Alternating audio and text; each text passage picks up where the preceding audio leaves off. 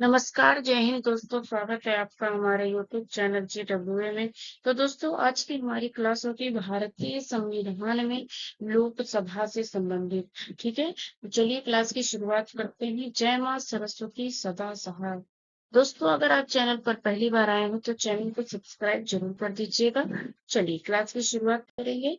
पहला प्रश्न हमारा है कि लोकसभा में राज्यों से कुल सदस्यों की संख्या होती है। मतलब भारत के सभी राज्यों से लोकसभा में कुल सदस्यों की संख्या कितनी होती है? तो ये हो जाएगा आपका 530। क्या हो जाएगा? 530 सदस्य होते हैं लोकसभा में। राज्यों से कुल सदस्यों की संख्या कितनी होती है? 530। चलिए, अगला प्रश्न है कि संविधान के किस अनुच्छेद के अंतर्गत लोकसभा के बारे में उल्लेख है? तो संविधान के अनुच्छेद 81 के अंतर्गत लोकसभा के बारे में उल्लेख किया गया है। ठीक। चलिए, अगला प्रश्न है, लोकसभा को संसद के किस सदन के रूप में जाना जाता है? तो लोकसभा को संसद के निम्न सदन के रूप में जाना जाता है। कौन से? निम्न सदन के रूप में। अगला प्रश्न है, भारत के संविधान में निर्धारित किए गए लोकसभा में सदस्यों की संख्या अधिकतम कितनी हो सकती है? तो अधिकतम हो सकती है 552। ठीक है। चलिए, अगला प्रश्न है कि संविधान के किस संशोधन में लोकसभा के सदस्यों की संख्या 525 से बढ़कर 545 कर दी गई थी? संविधान के किस संशोधन में? तो ये 41वें संविधान संशोधन में लोकसभा के सदस्यों की संख्या 525 से बढ़ाकर 545 कर दी गई थी। ओके। चलिए, चलेंगे अगले प्रश्न की ओर। अगला प्रश्न हमारा आता है कि किस संविधान संशोधन द्वारा लोकसभा में एंग्लो इंडियन का मनोनयन जो होता था को प्रावधान को समाप्त कर दिया गया है? ठीक है, क्या किया गया है? समाप्त कर दिया गया है। तो ये आपका 104वां संविधान संशोधन जो है, इसी के तहत संविधान में जो है कि लोकसभा में एंग्लो इंडियन का जो मनोनयन होता था उसका प्रावधान समाप्त कर दिया गया है। किसमें? 104वें संविधान संशोधन द्वारा। ओके। चले, अगला प्रश्न आता है कि लोकसभा में अधिकतम कितने सदस्य केंद्र शासित प्रदेशों से निर्वाचित हो सकते हैं? तो लोकसभा में कितने सदस्य? 20 सदस्य। कितने? लोकसभा में अधिकतम 20 सदस्य केंद्र शासित प्रदेशों से निर्वाचित हो सकते हैं। ठीक है। चलिए, अगला प्रश्न है कि लोकसभा सदस्यों के कार्यकाल की अवधि कितनी है? तो लोकसभा सदस्यों के कार्यकाल की अवधि कितनी है? जी, 5 वर्ष है। ठीक है। अगला प्रश्न है कि नवगठित लोकसभा की पहली बैठक की अध्यक्षता कौन करता है? तो कौन करता है? ये अध्यक्ष ही करता है। ठीक है, लोकसभा अध्यक्ष ही करता है। नवगठित लोकसभा की पहली बैठक की अध्यक्षता कौन करता है? अध्यक्ष करता है। ठीक। चलिए, अगला प्रश्न है कि निम्नलिखित में से पॉपुलर चैम्बर किसे कहा जाता है? तो निम्नलिखित में से पॉपुलर चैम्बर हम लोकसभा को कहते हैं। किसे कहते हैं? लोकसभा को। हालांकि राज्यसभा को उच्च सदन भी कहा जाता है और लोकसभा को निम्न सदन कहा जाता है। और पॉपुलर चैम्बर किसे कहते हैं? लोकसभा को ही कहते हैं। ठीक है। चलिए, अगला प्रश्न हमारा आ जाता है कि लोकसभा में अनुसूचित जाति के लिए आरक्षित स्थानों की संख्या कितनी है? तो 84 है। कितनी? लोकसभा में अनुसूचित जाति के लिए आरक्षित स्थानों की संख्या 84। चलिए, बात करेंगे हम अगले प्रश्न की। लोकसभा में मंत्री परिषद के विरुद्ध अविश्वास का प्रस्ताव लाने हेतु न्यूनतम सदस्य संख्या कितनी होनी चाहिए? तो आपकी 50 होनी चाहिए। कितनी? 50। फिर से प्रश्न पढ़ लेंगे कि लोकसभा में मंत्री परिषद के विरुद्ध अविश्वास प्रस्ताव लाने हेतु न्यूनतम सदस्य संख्या 50 होनी चाहिए। ठीक है। चलिए, अगला प्रश्न, मंत्री परिषद सामूहिक रूप से किसके प्रति उत्तरदायी है? तो मंत्री परिषद सामूहिक रूप से लोकसभा के प्रति उत्तरदायी है। ठीक, चलिए अगला प्रश्न आएगा। अगला प्रश्न हमारा है कि लोकसभा अध्यक्ष का चुनाव किसके द्वारा किया जाता है? लोकसभा अध्यक्ष का चुनाव किसके द्वारा किया जाता है? तो लोकसभा के सभी सदस्यों के द्वारा। ठीक है, लोकसभा में जितने सदस्य हैं उन सभी के द्वारा लोकसभा अध्यक्ष का चुनाव किया जाता है।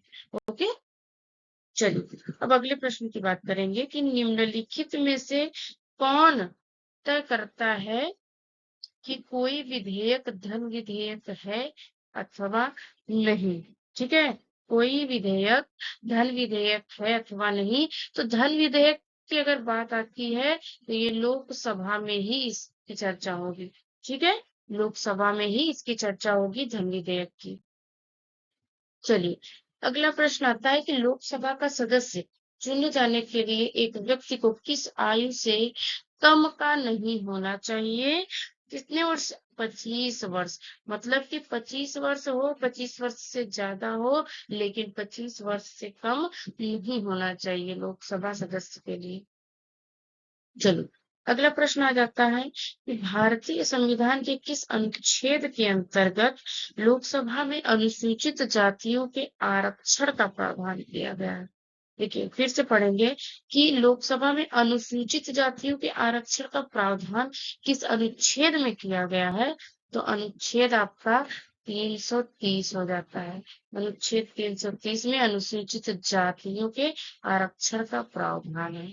ठीक, चलिए अगला प्रश्न आ जाता है कि संविधान का निम्न अनुच्छेदों में से कौन एक उपबंधित करता है कि मत बराबर होने की दशा में लोकसभा के अध्यक्ष का मत निर्णायक होगा और वह उसका प्रयोग करेगा? क्या हो जाएगा? जब मत दोनों का बराबर हो जा रहा है, सपोज 50-50 दोनों का हो गया, तो उसके बाद जो है लोकसभा के अध्यक्ष का मत निर्णायक होगा। ठीक है, कौन से अनुच्छेद में? अनुच्छेद नहीं सॉरी, अनुच्छेद ये आपका हो जाएगा 100। ठीक है, ये कौन सा अनुच्छेद हो जाएगा? आपका अनुच्छेद 100 के अंतर्गत। जी बिल्कुल। चलिए अगला प्रश्न आता है कि निम्नलिखित में से कौन लोकसभा के सत्रावसान करने के लिए प्राधिकृत है?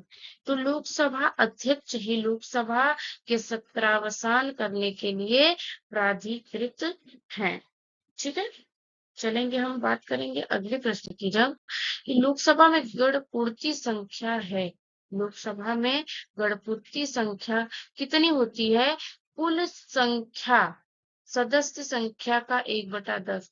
मतलब कि जितनी सदस्य हैं उनका 1/10 हो जाएगा गण पूर्ति संख्या। ठीक, चलिए अगला प्रश्न आता है कि निम्न में से कौन अपने पद की शपथ नहीं लेता है? तो ये आपके स्पीकर। ठीक है, लोकसभा में स्पीकर जो है अपने पद की शपथ नहीं लेता है। ठीक, चलिए अगले प्रश्न की बात करेंगे कि लोकसभा के स्पीकर का निर्वाचन होता है।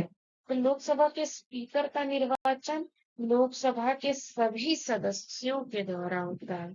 ठीक है, लोकसभा के सभी सदस्यों के द्वारा होता है। बात करेंगे अगले प्रश्न की। लोकसभा का अध्यक्ष अपना त्यागपत्र संबोधित करता है। लोकसभा का अध्यक्ष अपना त्याग पत्र किसे संबोधित करता है?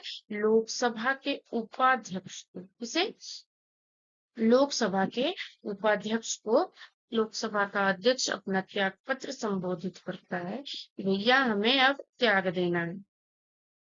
अब अगला प्रश्न आता है कि लोकसभा के अध्यक्ष को हटाया जा सकता है। लोकसभा के अध्यक्ष को किस तरीके से हटाया जा सकता है? तो लोकसभा के कुल सदस्यों के बहुमत द्वारा पारित प्रस्ताव से। ठीक है, लोकसभा के कुल सदस्यों के बहुमत द्वारा पारित प्रस्ताव से लोकसभा के अध्यक्ष को हटाया जा सकता है। ओके, चलिए बात करेंगे अब हम अगले प्रश्न की। क्या है प्रश्न हमारा कि प्रोटेम स्पीकर सामान्यतः किसे नियुक्त किया जाता है? Pro tem speaker. तो देखिए नवनिर्वाचित लोकसभा के वरिष्ठतम सदस्यों में से एक हो। किसे प्रोटेम स्पीकर किससे नियुक्त किया जाता है कि सपोज अब 500 लोग निर्वाचित हो गए, तो उसमें जो सबसे वरिष्ठतम सदस्य है उसे ही प्रोटेम स्पीकर नियुक्त किया जाता है। ठीक है, चलिए अगला प्रश्न है कि एक दल लोकसभा में विपक्षी दल होने का दावा करता, इसके पास न्यूनतम कितने सांसद लोकसभा में होने चाहिए? तो कितने होने चाहिए? इसमें आपका 55 होने चाहिए। कितने? अगर एक दल है जो लोकसभा में विपक्षी दल होने का दावा करता है, तो उसके पास न्यूनतम कितने सांसद लोकसभा में होने चाहिए? तो 55 आपका सही उत्तर हो जाएगा। ठीक है, चलिए अब बात करेंगे अगले प्रश्न की। लोकसभा में किसी विशेष दिन पर चर्चा करें स्वीकृत मौखिक उत्तरों के लिए तारांकित प्रश्नों की अधिकतम संख्या कितनी होती है? तो अधिकतम संख्या 20 होती है। कितनी? 20 हो जाती है। देखिए यहाँ पे आपको सिर्फ इतना याद करना है, तारांकित प्रश्नों की अधिकतम संख्या, और पीछे का नहीं याद करेंगे तो आपको कोई दिक्कत नहीं है। ये अगर आपका आता है तुरंत आप लगा देंगे, 20 हो जाएगा। तारांकित प्रश्नों की अधिकतम संख्या कितनी होती है? 20 होती है। ठीक है, चलिए अगला प्रश्न है कि लोकसभा और राज्यसभा की संयुक्त बैठक की अध्यक्षता कौन करता है? तो लोकसभा अध्यक्ष करता है। कौन?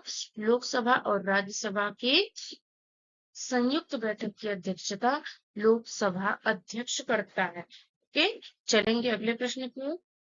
10वीं अनुसूची के तहत लोकसभा के किसी सदस्य की अयोग्यता से संबंधित मुद्दे पर निर्णय कौन लेता है? तो कौन लेता है? ये अध्यक्ष लेता है। कौन? ये लोकसभा अध्यक्ष लेता है। ठीक है, चलिए अब बात करेंगे हम अगले प्रश्न की। अगला प्रश्न है कि 17वीं लोकसभा के लिए कितनी महिलाओं को उम्मीदवार चुना गया था? तो 17वीं लोकसभा में महिलाएं कितनी थी? तो ये इसमें महिलाएं थी 78।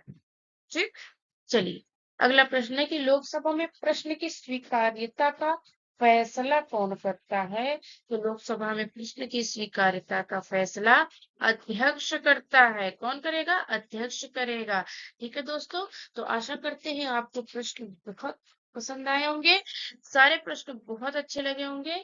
तो लोकसभा से जितने भी इम्पोर्टेंट प्रश्न बनने होते हैं आपका, ये सब इस क्लास में एकदम आपको सब मिल चुका है। बस आपको करना क्या है कि इसे पढ़ना है, समझना है, याद करना है।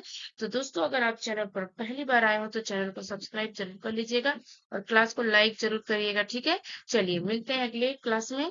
Thank you.